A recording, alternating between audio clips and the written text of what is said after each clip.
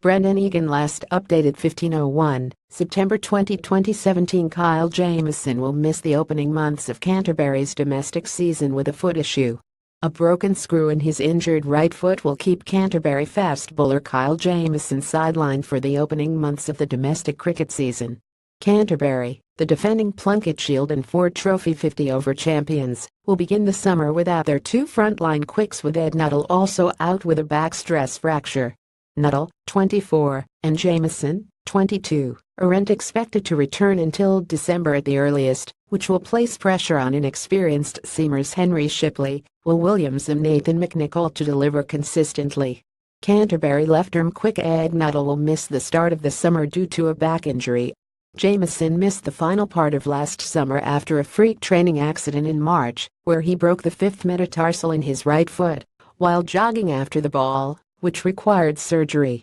Redmore Canterbury hope Wellington batsmen can revive old form in CHCH. Canterbury hang on to majority of last summer's successful squad had been back training over the winter and bowling for about a month when a screw snapped in his foot, which forced him to have a second operation in August.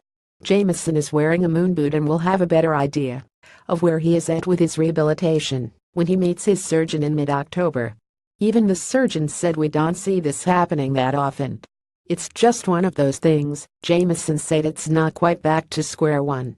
"I had a few good months before the surgery, so I haven't lost a heck of a lot with my strength and conditioning side of things." The injury setbacks are a cruel blow for the pair, who would have been certainties for the New Zealand A Tour of India, which begins this weekend, had they been fit. Nuttall, who didn't need back surgery, was understood to have gained New Zealand selection for the first time for May's Tri-Series in Ireland, but withdrew through injury. Canterbury coach Gary Stead said they were taking a conservative approach with the duo and wouldn't be rushing their recovery. He was reluctant to put a timeline on their return to the first-class ranks, but December looms as the best-case scenario. Both of them are still young bowlers and they've got many years left in the game, so if they can get their injuries out of the road early, it means they can have a long and sustainable career after that. Both Kyle and Ed have got a really good record for us, and we want them to get 100% right so they don't have these problems in the future. Canterbury opened their Plunket Shield campaign against Otago at Hagley Oval, starting on October 23. Stead conceded their fast bowling stocks had been depleted in recent seasons, with Hamish Bennett and Logan Van Beek both having moved to Wellington and Ryan McCone shifting to Central Districts last summer. Without Jamieson and Nuttall, their two premier fast bowling wicket takers, others would have to step up. There's going to be opportunities for players, I guarantee you that. We're looking a lot more vulnerable than we have in other years. I think if there is a weakness area, we'd probably say that would be it, with genuine pace at the moment.